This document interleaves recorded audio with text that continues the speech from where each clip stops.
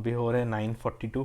Video बना के edit करके कल अपलोड करना है, क्योंकि कल हम निकल रहे हैं एक जगह जिसको आपको नेक्स्ट वीक पता चलेगा, नेक्स्ट टू नेक्स्ट वीक पता चलेगा। Anyways, welcome back to my channel. आज की वीडियो में हम लोग बात करने वाले हैं एक बहुत ही इंपॉर्टेंट टॉपिक जो मुझे बहुत बार पूछा गया है, कमेंट सेक्शन में हो गया या इंस्टाग्राम पे या फिर मेल वगैरह में, कि हम लोग स्वीडन में अगर हैं या फिर नहीं है, आ रहे हैं, तो स्वीडन में क्या रेंट पे रहना अच्छा होता है या फिर घर खरीद लेना अच्छा होता है, कौन सा ज़्यादा प्रॉफिटेबल होता है और क्या घर खरीदना इजी है।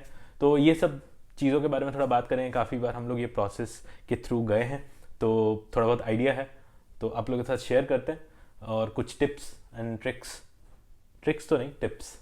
So let's get started. तो सबसे जो पहली चीज़ है रेंट। मैं बात करूंगा गॉथेनबर्ग, स्टॉकहोम के बारे में, क्योंकि मुझे दूसरे सिटीज़ का कोई आइडिया नहीं है, बट हाँ मोस्टली लोग गॉथेनबर्ग स्टॉकहोम ही आते हैं।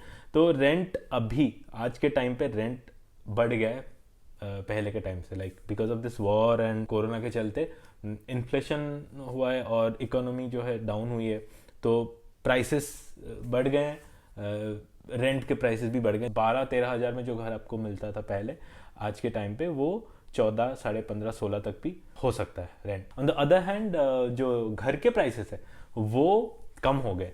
तो क्या घर खरीद लेना चाहिए? तो घर खरीदने के लिए आपको देखना पड़ेगा कि मार्केट में इंटरेस्ट रेट क्या चल रहा है। तो पहले जो इंटरेस्ट रेट 1 से लेके 1.5 के अंदर फ्लोट कर रहे थे, अभी वो इंटरेस्ट रेट बढ़ के हो गए हैं 3.5 प्लस। तो उसके बारे में आगे बात करेंगे। तो ये चीज़ है कि रेंट बढ़ गया है और घर के प्राइसेस कम हो गए। तो आपके पास अगर लमसम अमाउंट है, एक इन्वेस्ट करना चाहते हैं घर खरीद के, वो एक अच्छा ऑप्शन है। उसके बारे में भी बात करेंगे कि आप घर खरीदना क्यों चाहते हैं, रहने के लिए या इन्वेस्टमेंट के लिए। तो सबसे जो पहली चीज़ है वो है आप घर खरीदना क्यों चाहते हो।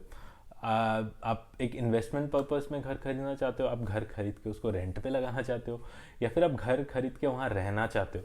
तो ये चीज़ आपको सोचना पड़ेगा। एज एन इन्वेस्टमेंट अगर आप कर रहे हो, आप सोच रहे हो कि मैं 2-3 साल या 4 साल में यहाँ से निकल जाऊँगा और घर बेच के जो प्रॉफिट होगा वो रख के मैं फिर वापस चला जाऊँगा, तो वो अगर सोच रहे हो तो you have to think twice. क्योंकि अभी क्या हुआ है कि घर के प्राइसेस बहुत कम हो गए, राइट, जैसे मैंने बताया। तो ये एक टाइम पे ऑब्वियसली वो ऊपर होगा, अगर इकोनॉमी डाउन हुई है तो एक टाइम पे ऊपर होगा, लेकिन कब होगा ऊपर वो किसी को पता नहीं है। तो अगर आपका शॉर्ट टर्म प्लान है स्वीडन में, तो फिर मैं रिकमेंड करूँगा कि आपको रेंट, अगर आप रह रहे हो रेंट पे, तो वहाँ पे ही कंटिन्यू करो, घर मत खरीदो। लेकिन अगर आप थोड़ा सा लॉन्ग टर्म देख रहे हैं, जैसे 7-8 साल हो गया, तो उस मामले में मैं रिकमेंड करूँगा कि घर खरीद लो। तो घर खरीदने से पहले आपको कुछ कुछ चीज़ों का ध्यान रखना पड़ेगा, ठीक है। जैसे पहला जो पॉइंट है वो है लोकेशन, सेकंड है नेबरहुड। उसके बाद देखना पड़ेगा कि उस इलाके में जो ट्रेंड है, प्राइस का ट्रेंड है, वो कैसा चला है, कि ऊपर उठा है, कम हुआ है, क्या हुआ। मतलब अभी के टाइम पे ऑब्वियसली आप देखोगे तो कम हुआ होगा, लेकिन पहले हिस्ट्री थोड़ा चेक करना पड़ेगा। मैं कुछ वेबसाइट के लिंक नीचे दे दूंगा, जैसे bully.sc, और कुछ एक मेरे को याद नहीं आ रहा, वो भी मैं नीचे डाल दूंगा। वहाँ पे आप चेक कर सकते हो, हर एक कम्यून का देख सकते हो कि प्राइसेस का ट्रेंड क्या चल रहा है। तो आपको और एक चीज़ दिमाग में रखनी पड़ेगी कि यहाँ पे क्या होता है कि जैसे गॉथेनबर्ग का एक ही टैक्स स्लैब है, लेकिन स्टॉकहोम में there are different tax slab. जैसे सोलना में सबसे कम है, देन स्टॉकहोम म्यूनसिपालिटी में थोड़ा सा उससे ज़्यादा, देन सुंडीबेरी है वहाँ पे और थोड़ा ज़्यादा, यारफाला है वहाँ पे और ज़्यादा। तो आपको ये भी दिमाग में रखना पड़ेगा कि यार मैं अगर सोलना में घर खरीदूंगा तो मुझे सैलरी थोड़ी सी ज़्यादा मिलेगी, और अगर मैं यारफाला या फिर सुंडीबेरी में खरीदूंगा तो फिर मुझे सैलरी कम मिलेगी। तो वो एक माइनर सी चीज़ है, लेकिन आप उसको दिमाग में रख सकते हो। और एक चीज़ है कि आप अगर घर ले रहे हो, आपके पास बच्चे हैं, देन आपको स्कूल, बच्चे के स्कूल जाने के लिए वहाँ पे स्कूल्स क्या क्या अवेलेबल है, इंटरनेशनल स्कूल है या नहीं है, प्रॉक्सिमिटी कितना है आपको मेट्रो से जाने के लिए, या फिर आपके घर के पास बस स्टॉप है या नहीं, कितना चलना पड़ रहा है, वो सब चीज़ों को आपको दिमाग में रखना पड़ेगा घर खरीदने से पहले और घर देखने जाने से पहले। अननेसेसरी बहुत सारे घर जाके देख के कोई फ़ायदा नहीं है। तो ये सब फिल्टर आउट करने के बाद आप जाओ घर देखने के लिए। तो यहाँ पे घर अगर आपको खरीदना है, it's pretty simple actually, it's not that complicated. यहाँ पे वेबसाइट है, उसका नाम है हेमनेट। वहाँ पे क्या होता है कि सारे घरों के एड्स आते हैं, आप वहाँ पे फिल्टर करके देख सकते हो आपको क्या चाहिए, अपार्टमेंट चाहिए, रो हाउसेस चाहिए, या फिर आपको लैंड चाहिए, या फिर आपको विला चाहिए। वहाँ पे आप फिल्टर करके लोकेशन डाल के देख सकते हो, न्यू प्रोडक्शन चाहिए या फिर ओल्ड चाहिए, वो सब फिल्टर करके आप देख सकते हो। तो हेमनेट में आपने सर्च करा तो वहाँ पे दिख जाएगा कि ये घर, यहाँ पे मान लो 16 में एक घर है जिसका विजनिंग बोलते हैं इसको, कि घर आप देखने जाओगे तो ये डेट पे है। तो आपको क्या करना पड़ता है, उससे पहले पहले तो आपको रजिस्टर करना पड़ता है कि मेरा इंटरेस्ट मैं शो करना चाहता हूँ। Then you have to have the loan promise. Loan promise क्या होता है कि आपको अप्लाई करना रहता है डिफरेंट डिफरेंट बैंक्स में। ऐसा नहीं कि आप जिस बैंक से लोन प्रॉमिस ले रहे हो उसी से ही लोन लो, ऐसा नहीं है। बट हाँ, रीजनिंग जाने से पहले आपके पास लोन प्रॉमिस होना बहुत ज़रूरी है अगर आप उसमें बिड वगैरह करना चाहते हो। तो अगर आप ऐसे मुंह उठा के चले गए देखने के लिए, किसी को कोई फ़र्क नहीं पड़ता लेकिन आप सीरियस हो तो आप लोन प्रॉमिस बैंक से ले लो। कोई भी बैंक को आपको सैलरी वगैरह बताना पड़ेगा, और मैं इतने प्राइस में लाइक 3 मिलियन 4 मिलियन 5 10 15 30 मिलियन जितना भी हो आपको जो रेंज है उस रेंज का घर मुझे चाहिए, और एम आई एलिजिबल, और बैंक मुझे लोन देने के लिए रेडी है या नहीं। तो ये एक चीज़ आपको पहले करनी पड़ती है, ठीक है। तो उसके बाद आपको जाना होता है विजनिंग के लिए। तो विजनिंग के लिए मैं आपको सजेस्ट करूंगा कि आप 2 बार विजनिंग जाए। जब भी आप देखोगे विजनिंग वगैरह हेमनेट में, तो उसका दो टाइमिंग होगा, एक होगा दिन में, एक होगा रात में। तो मैं आपको सजेस्ट करूंगा कि आप दोनों टाइम जाओ, ठीक है। अगर आप नहीं जा पा रहे हो, आप हस्बैंड वाइफ हो, किसी कारण कोई नहीं जा पा रहे, तो एटलीस्ट एक जन जाए और देखो। क्योंकि इंपॉर्टेंट चीज़ ये है कि आप जब घर में जाते हो रात में, अभी लाइट्स वाइट्स लगी है, बहुत सुंदर दिखता है और बहुत अच्छे से वो लोग सजा के रखते हैं, तो आपको बहुत ज़्यादा अच्छा लगता है। ये चीज़ का ध्यान रखें कि आप दोनों टाइम जा रहे हो विजनिंग के लिए, दिन में भी और रात में भी, अगर आप उस घर के लिए एक्चुअल में इंटरेस्टेड हो। वरना टाइम वेस्ट करने के लिए मत जाइए। तो अभी आपने विजनिंग वगैरह कर लिया, आपको घर पसंद आ गया, तो यहाँ पे एक होता है बिडिंग होती है। बिडिंग मतलब आपको मान लो घर है 4 मिलियन का, ठीक है। तो आपने इंटरेस्ट शो कर दिया, तो वो जो ब्रोकर है, हर घर के लिए एक ब्रोकर होता है। ब्रोकर मतलब एक कंपनी रहती है और उस कंपनी के रिप्रेजेंटेटिव रहते हैं। तो आपने बोला कि ठीक है, आई एम इंटरेस्टेड और मैं बिड करना चाहता हूँ, तो आपने बिड करा। आप हमेशा ये चीज़ का ध्यान रखें कि अननेसेसरी ज़्यादा बिड मत करें। मतलब 4 मिलियन है और किसी ने 5,000 करा, तो वो ब्रोकर जो है वो बोल देगा कि आपको मिनिमम 5,000 या 10,000 का। ऐसा नहीं कि आपने एक करोना बढ़ा के बोला कि प्राइस, तो वो एंटरटेन नहीं करेंगे। तो हमेशा जितना मिनिमम है आप उतना करते रहिए, क्योंकि क्या होता है कि अननेसेसरी फिर प्राइस बढ़ जाता है घर का। लेकिन बिडिंग में आप जब पार्टिसिपेट करोगे, आप बहुत ज़्यादा देखोगे, रेस वगैरह बहुत देखोगे, लोग पागल की तरह बिड करते हैं। तो बहुत लोग ऐसे आपके साथ बिड करेंगे। आपको हमेशा ध्यान रखना पड़ेगा मैसेज का, क्योंकि यहाँ पे सब कुछ टेक्स्ट मैसेज के थ्रू होता है। अगर आप मैसेज मिस कर रहे हो तो फिर दिक्कत है। लोग बिड करते हैं और एक टाइम के बाद कोई नहीं करता है। अगर आप टॉप पे हो तो इसका मतलब ज़रूरी नहीं है कि आपको घर लेना ही है, और ब्रोकर सबको आके आपके घर में ज़बरदस्ती आपका हाथ लेके कॉन्ट्रैक्ट साइन करेंगे। ऐसा नहीं। आप बोलो, आप चाहो तो बोल सकते हो कि आई एम नॉट इंटरेस्टेड, तो जो सेकंड में है उसको फिर वो लोग रीच आउट करेंगे। तो ये चीज़ है। और एक चीज़ होती है यहाँ पे, अगर आप बिडिंग में पार्टिसिपेट नहीं करना चाहते हो, आप बोलते हो कि यार मेरे दिमाग में ये प्राइस है, मान लो एक 4 मिलियन का घर है और 4.2 या 4.3 में मैं रेडी हूँ डायरेक्ट पे करने के लिए, तो उससे क्या होगा कि ब्रोकर क्या करेगा, वो लैंडलॉर्ड जो ओनर है उसको रीच आउट करेगा कि देखो एक बंदा है जो खरीदना चाहता है और वो 4.2 4.3 देने के लिए रेडी है। तो बहुत से केसेस में क्या होता है कि जो ओनर है वो मान जाता है कि ठीक है, आई एम रेडी फॉर 3.2 और 3.3 या 4.3 जो भी। तो उस केस में आपको बिडिंग में पार्टिसिपेट नहीं करना होता। और बहुत सारे हेमनेट में आप जब देखोगे तो आपको दिखेगा कि कुछ जगह पे लिखा है कि एक्सेप्टेड प्राइस। तो एक्सेप्टेड प्राइस मतलब उसमें कोई बिडिंग नहीं है। आप अगर आप वो अमाउंट लेके ओनर के पास जाओगे, सूटकेस लेके, और उसके मुंह पे फेंकोगे, तो फिर आपको वो चाबी थमा देगा।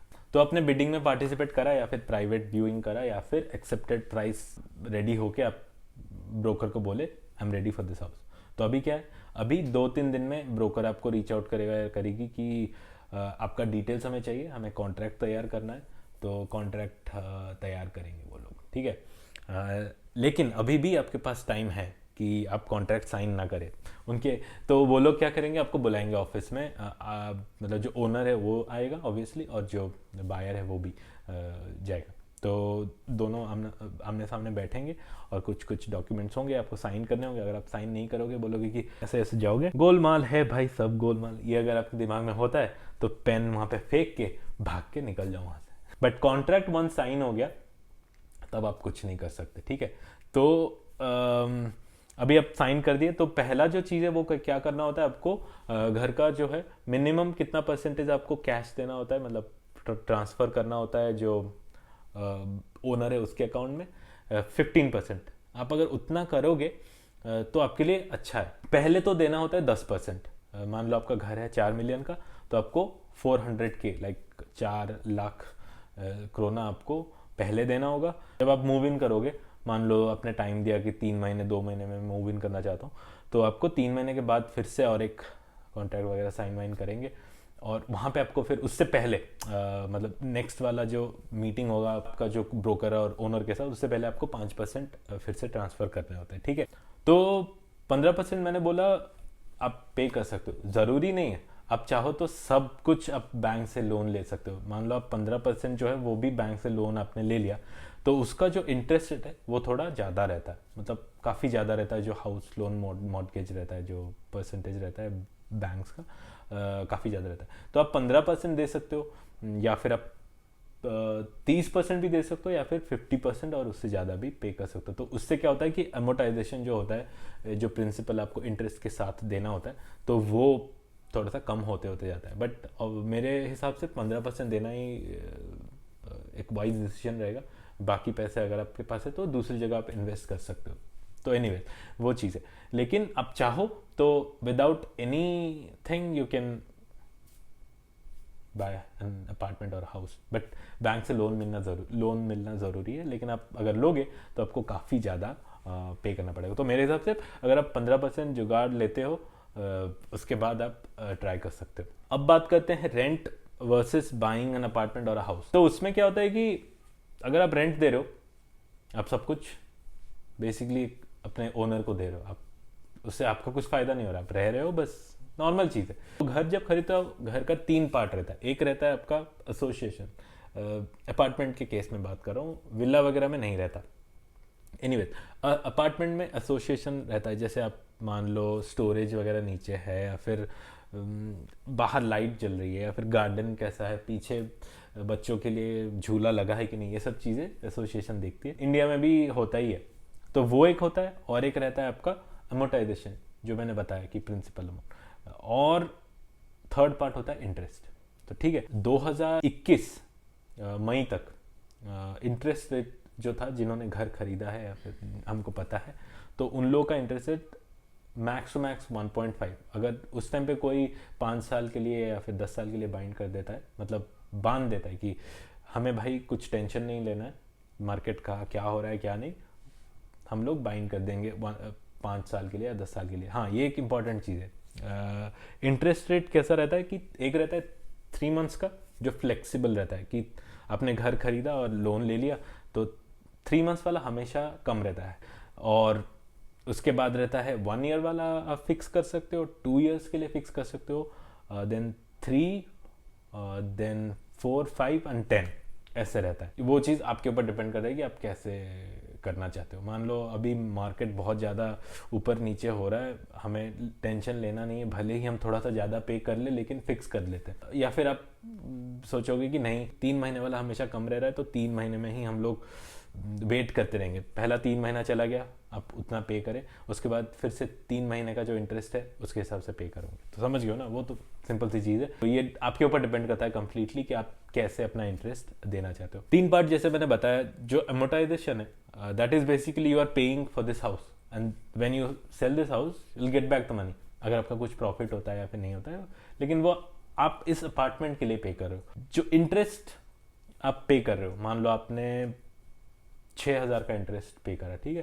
तो साल के एंड में 30% आपको इंटरेस्ट का रिटर्न मिल जाता है। तो आपको कुछ करना नहीं पड़ता, वो ऑटोमेटिकली आपको रिटर्न मिल जाता है। मान लो आपने घर खरीदा जहाँ पे आपको 15,000 सब मिला के, मान लो 5,000 आपका अमोर्टाइजेशन है, 5,000 इंटरेस्ट है और 5,000 एसोसिएशन, 15,000 आप दे रहे हो। तो इसमें से आप 5,000 अमोर्टाइजेशन को हटा दो, उसके बाद 30% इंटरेस्ट कितना होता है, 1,500।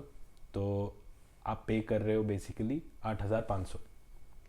ऑफ कोर्स अब पे तो एक बार में कर रहे हो, बट सोचोगे आगे मतलब फ्यूचर का, तो 8,500 के रेट पे आप दे रहे हो। और आपने अगर घर बेचा and you get some profit out of it, तो वो आपका है। लेकिन ऑब्वियसली आप you sell the apartment, capital gain में आपको टैक्स वगैरह देना पड़ता है, वो अलग बात है, वो तो बहुत आगे की बात है। बट ये चीज़ है, जब आप किसी घर पे रह रहे हो, सेकेंड हैंड घर बोल रहा हूँ, फर्स्ट हैंड कॉन्ट्रैक्ट तो अलग बात है, सेकेंड हैंड कॉन्ट्रैक्ट में अगर रह रहे हो तो basically you are paying the EMI for the owner. अगर you are capable of buying an apartment, तो I think it's a good decision to buy an apartment instead of renting. But आज के टाइम पे interest rate काफ़ी ऊपर है, 4, 3.5, 3.9 तक है, तो वो सब आपके ऊपर डिपेंड करता है। मेरा काम है आपको बताना, तो इट्स ऑल योर डिसीजन। और एक बहुत इंपॉर्टेंट चीज़ जो मैं बताना चाहूँगा, जब आप घर खरीदने जाओगे हमेशा चेक करना कि मे बी 1960, 1900 के भी बहुत अच्छे अच्छे घर आपको देखने को मिल जाएंगे, लेकिन उस घर में प्रॉब्लम क्या होगा कि बाथरूम जो है वो रेनोवेट नहीं किया गया होगा, या फिर ट्रंक जो पाइप्स वगैरह है वो चेंज नहीं की गई होगी, किचन जो है वो अच्छे से नहीं किया गया होगा। तो क्योंकि यहाँ पे लोग क्या करते हैं कि घर को बहुत अच्छे से रेनोवेट कर देते हैं, क्योंकि इट्स नॉट दैट एक्सपेंसिव, जबकि बाथरूम को रेनोवेट करना बहुत ही ज़्यादा एक्सपेंसिव है। तो वो लोग क्या करते हैं, घर को पूरा सुंदर बना देते हैं और बाथरूम अच्छा नहीं रहता। तो हमेशा चेक करना कि जो ट्रंक्स वगैरह, पाइप्स वगैरह अच्छे से चेंज करी गई हो, बाथरूम का कंडीशन बहुत अच्छा हो, और किचन वगैरह अच्छे तरीके से रेनोवेट करा गया हो। या फिर अब न्यू प्रोडक्शन बहुत सारे हैं, न्यू प्रोडक्शन में दिक्कत ये होगी कि आपको एसोसिएशन का जो प्राइस है वो ज़्यादा रहता है, क्योंकि वो न्यू प्रोडक्शन है, और लोन वगैरह लिए होते हैं जो बिल्डर्स वगैरह, आई थिंक। और आपको ये भी देखना पड़ेगा कि बिल्डर क्या है, थोड़ा सा रिसर्च आपको करना पड़ेगा। तो ये था मेरी तरफ से आप लोगों के लिए एक छोटा सा इन्फॉर्मेशन। अगर वीडियो पसंद है तो वीडियो को लाइक करना, चैनल में अगर नए हो तो ज़रूर सब्सक्राइब कर लेना। अभी टाइम 10-15 हो गया और मेरे पास बहुत कम टाइम है इसको एडिट करना है। कल हमको निकलना है एक नई जगह। अपना ख्याल रखें, और हम लोग मिलते हैं आपको अगली वीडियो में। तब तक के लिए बाय। और एक मेरी छोटी सी फ़ैन है, फ़ैन तो नहीं, मेरी व्यूअर है हमारे चैनल की। कल वो लोग हमारे घर आए थे, तो शी वॉज लाइक कि I also want to make videos like uncle. यार मैं अंकल बन गया हूँ। एनीवेज, तो उसका एक छोटा सा क्लिप है ताकि वो जब देखे उसको अच्छा लगे टीवी पे अपने आप को। And see you guys next time, bye. So Dwiti, what are you eating now? I'm eating cake. It'll fall. Chocolate. Okay, what flavor it is? Chocolate. Oh, do you like it? Yeah. Okay. Are you going to school? Yeah, what is your class name? Yeah. My class name is Kangaroos. What is Nice. your school name? And your school name? She's International Preschool. Okay. Nice. Nice. Where do you stay? I stay at Cheese